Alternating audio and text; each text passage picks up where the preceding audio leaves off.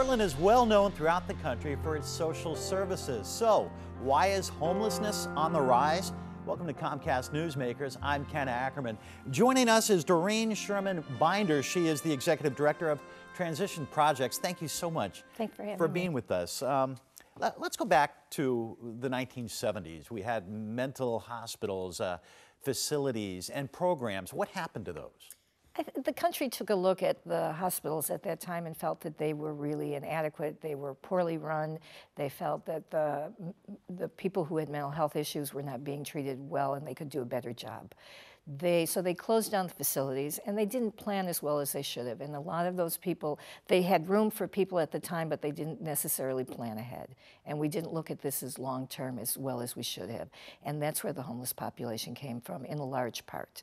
We have a lot of people. So if you look at when the hospitals closed and when the homeless problem began on the streets, you'll see a very distinct connection there. So I guess we have services, social services that you say are well known nationally. But you say many of them don't look at the why. Why are they homeless? Well, you know, you can continue to Band-Aid and you continue to look at drug and alcohol and mental health issues, but you have to look at where is this coming from. And one of the issues that we looked at in our agency at Transition Projects was women on the streets. And what we found is sexual assault is a primary issue. Whether they were assaulted as children, there's a reason why. There's this misconception that people choose to live on the streets. And some people would say that they choose to live on the streets, but choices between what and what? And why are they making those choices? You know, and so we looked at it, and a lot of the women, and men as well, it's the issue of trauma. And it goes back to mental health issues, but why do people do drugs and alcohol? There's trauma-based issues that we're looking at now. And how do we look at the people who are on the streets, but how do we also look at our children, and how do we treat children differently, and what do we do in schools, and what do we do for the youth so that we don't perpetuate this problem well into the future? You say the industry, not industry, but the social services are well financed. You have the money. What don't you have that can push this forward and try to decrease the number of homeless on the streets? What we don't have is housing capacity.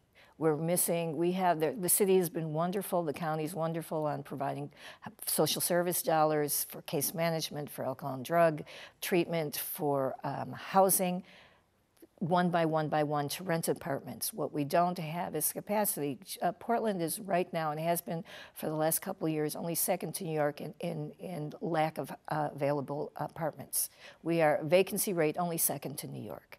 And so even though we have money to put people into housing to a large degree, there's no housing. The locations to find this is very difficult. So what you don't have is the capital for projects.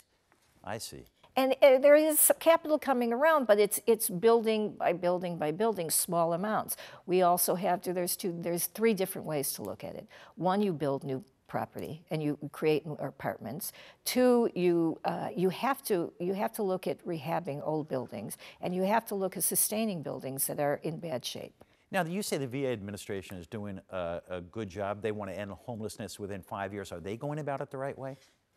Well, the Veterans Administration has a 5-year plan, and they're looking at, and we're very fortunate to have two of what's called the Supportive Services for Veterans and Families grants, which total about almost $3 million a year.